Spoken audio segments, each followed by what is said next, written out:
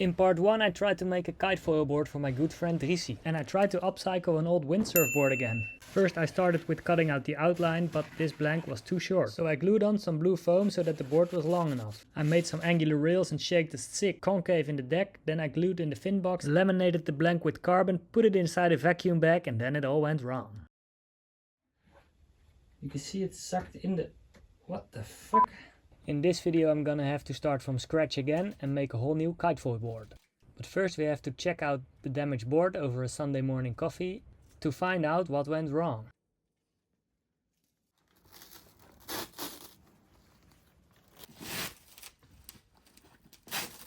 Onderkant is wel beter, lijkt het.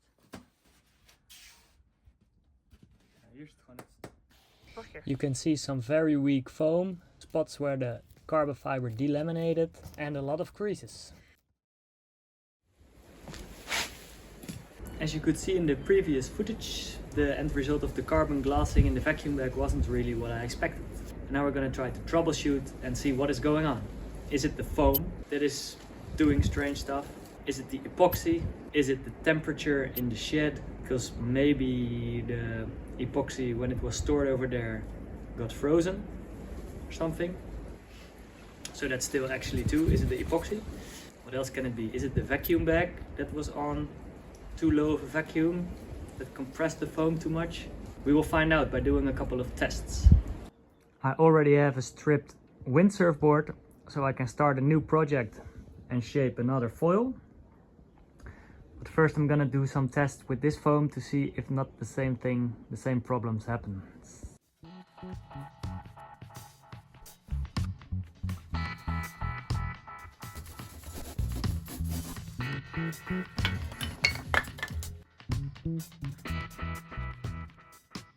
I made 4 test pieces, 2 with the new epoxy that I bought recently and 2 pieces with the old epoxy I used on previous project with no problem. For all 4 pieces I used the same foam from new windsurf blank. I laminated them with carbon and a lot of epoxy, then I put peel ply over it and then I put them in the vacuum bag to see how they cured. The next day it was time to check on them and they all felt pretty solid. So I turned off the vacuum pump and took them out of the bag to check them out. The results were way better than the previous one where the foam was all dented and soft. I can still push this in a little bit. This part feels solid, where the carbon is a little bit curved. It's a little bit stronger. So this tells me the foam of the new surfboard is better than the old one. And the foam was also probably the cause of all the problems on the previous board. So now it's time to start shaping a second blank for a new kitefoil board. This time I'm gonna use my hot wire to save me a lot of time with the shaping process. First I had to make 2 stringers to guide my hot wire over the foam.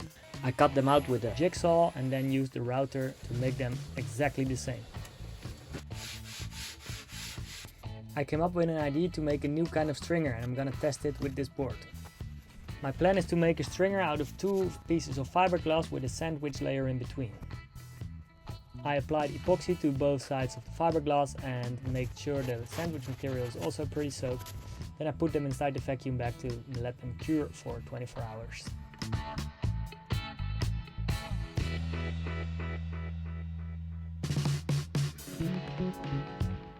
While this new stringer is curing, I'm gonna start on shaping the blank.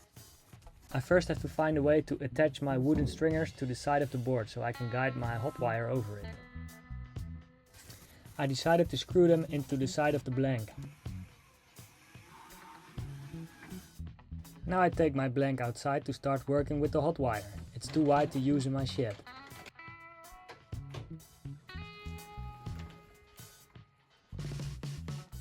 I heat up my homemade hot wire with a transformer I borrowed from school. I work as a PE teacher on a high school, so I borrowed this thing from the science department. If you want to make your own hot wire, just check some YouTube tutorials, it's pretty easy to do.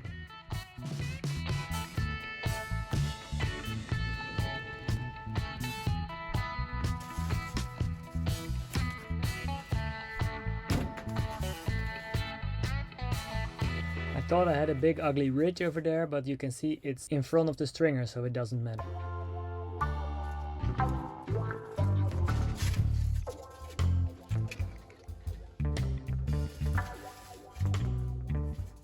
I took the board back inside again and started working on the outline.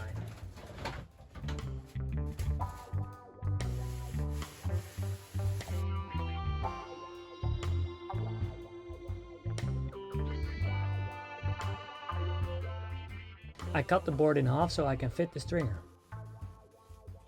But the stringer first had to be made, so back to that project. I'm ripping off the peel ply so I can see the final result of the stringer.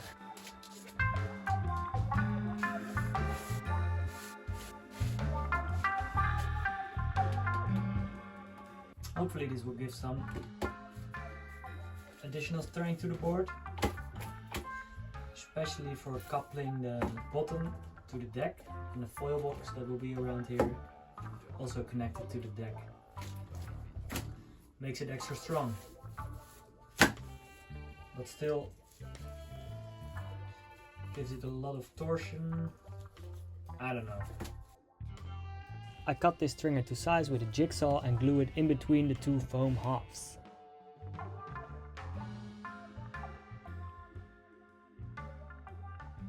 I let it cure overnight so the next day I can really start shaping the board.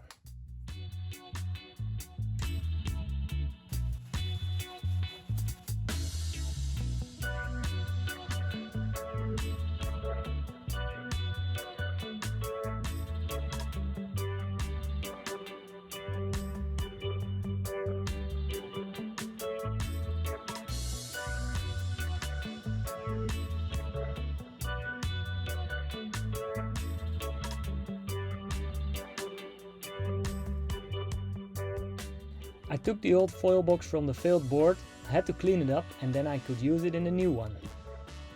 I routed a hole in the fresh blank so the old foil box could fit in.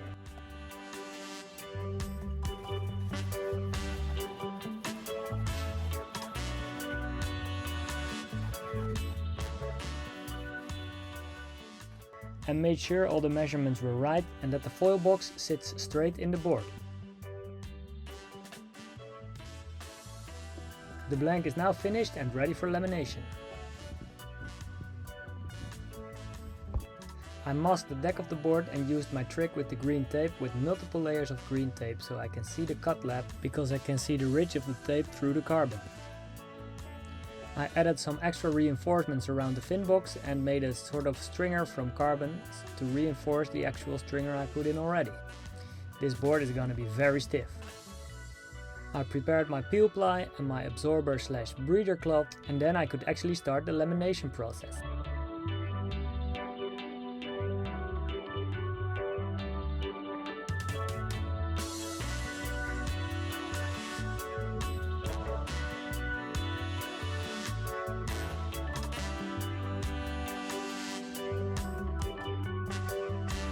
I used one layer of 200 grams a square meter of carbon fiber. This will be strong enough for the bottom of the board.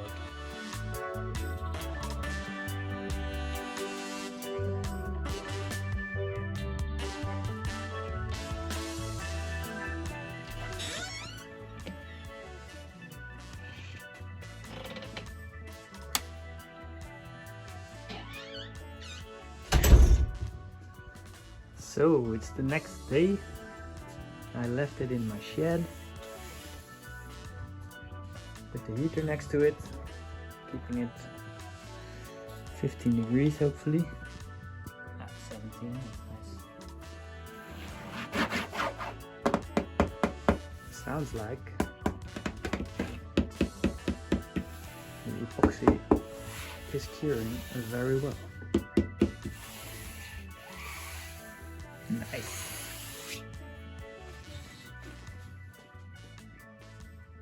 Vacuum pump has been running all night as well. I'm gonna leave it for a couple more hours like this and then we unwrap it and see the result. I think this time it went well. So it's been about 24 hours since I glassed this board and put it in the vacuum bag. It's now time to get it out and see the result. I'm being attacked.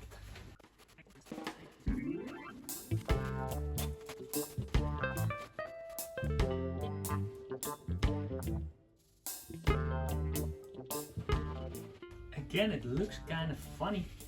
The foam became soft again, but I don't think it matters that much because the carbon part looks good. There's definitely something going on with the vacuum bag or the epoxy. Just look at the texture of the foam.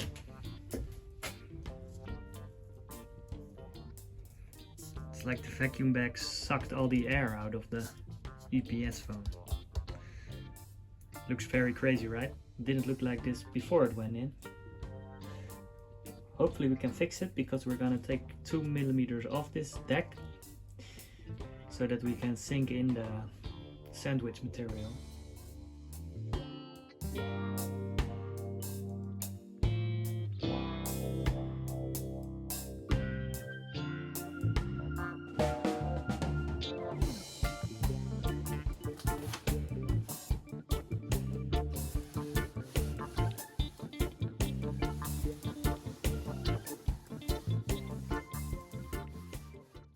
Actually looks kind of clean, but you can see all those dents. Also where the EPS foam has collapsed a little bit. I don't know. Still don't know what it is, but this can be filled up with micro balloons and be sanded smooth. It'll be strong enough. You can still see the line where I put the green tape, two layers of it, so it stands up a little bit. But because of the dents in the EPS, it's a little less visible. I'm gonna first mark it with a pencil and then go around with the knife.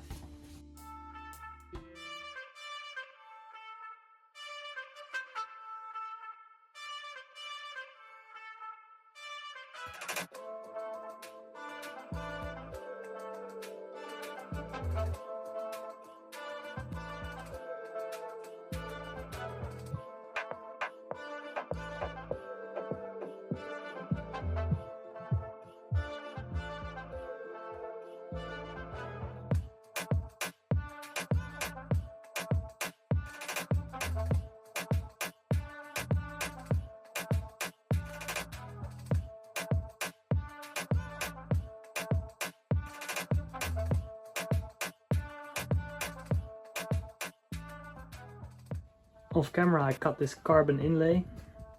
It will be the first layer of the deck. Then we add the hexagon material as a sandwich layer.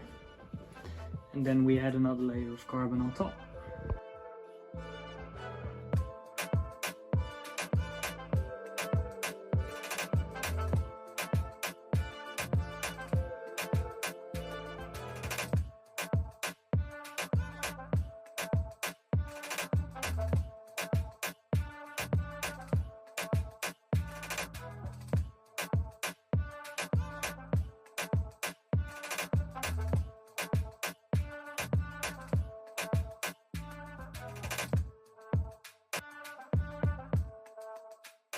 Did you guys see that?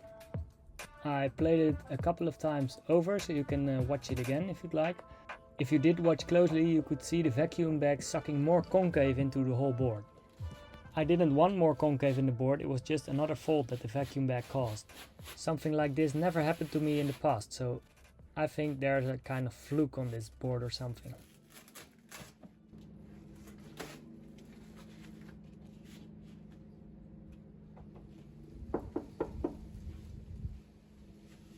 The lamination of the deck went pretty great. It feels like a very solid deck that can take a lot of punches from the heels of a kiteboarder, so success! It's time to do the cut lab and then filling all the dents and holes that the vacuum bag caused. I forgot to film this part, but I added some micro balloons in my epoxy and then spread it out with a squeegee all over the board. Now it's time to sand it and then do it again. It turned out I had to do this 3 times to get the board very smooth.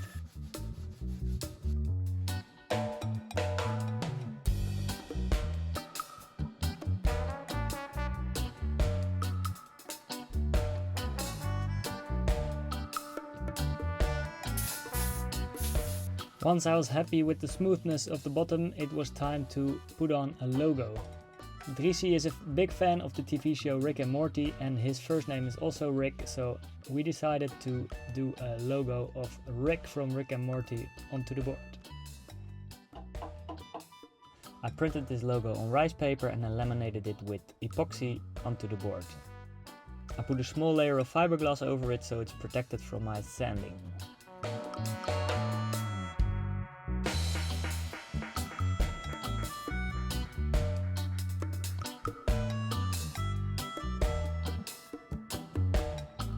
I now repeated the same process I did on the bottom on the deck of the board, and the small pieces of green tape mark where I have to place the inserts.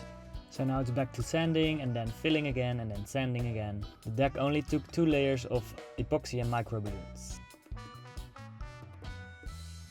I taped around the edges of the logo and then added 2 layers of transparent epoxy.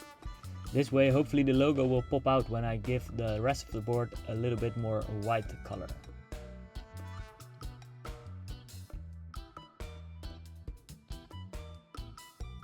I removed the tape and taped the logo the other way around, from the inside out. I added some guidelines and markings on the foil box, so now I can add a colored hot coat to the rest of the board.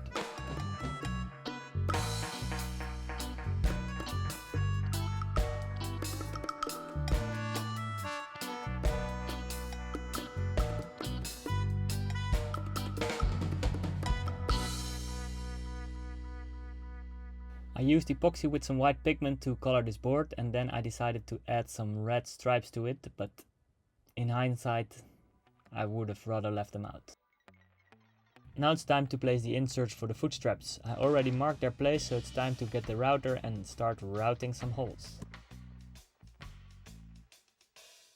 I sanded all the plastic of the inserts to ensure a better bond with the epoxy and the foam, and then I added some grease to the threads so no epoxy can seep into the fresh thread. I mixed up some normal laminating epoxy and glued the inserts into its place.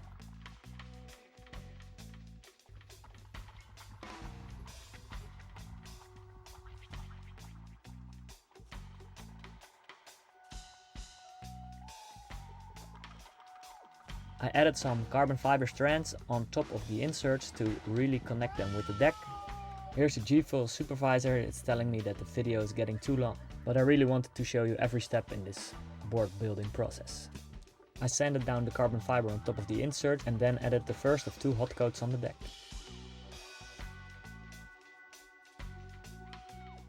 Now it's time to both sand the top and the bottom of the board and then add a last layer of epoxy on top of it to finish it off.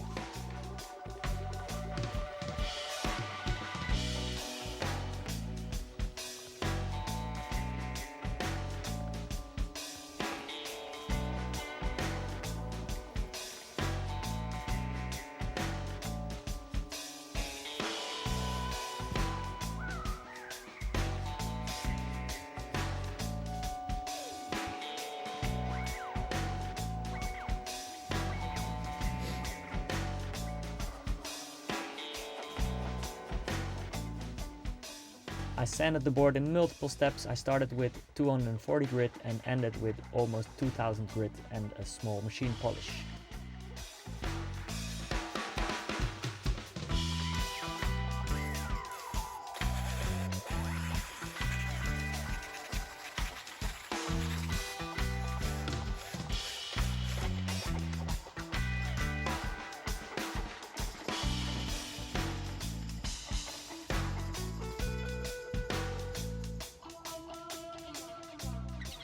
The board is now finished and it feels very solid.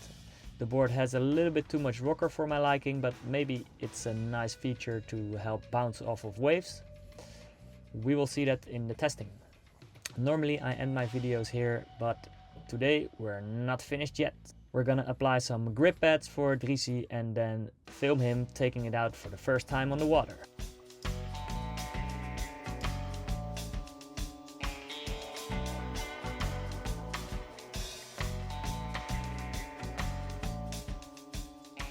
The board is now finished, so it's time to invite Drizzy to my garden to show it to him. He brought his own screws and foot straps to test out if the inserts are rightly placed, and after we attach everything, it's really ready to hit the water.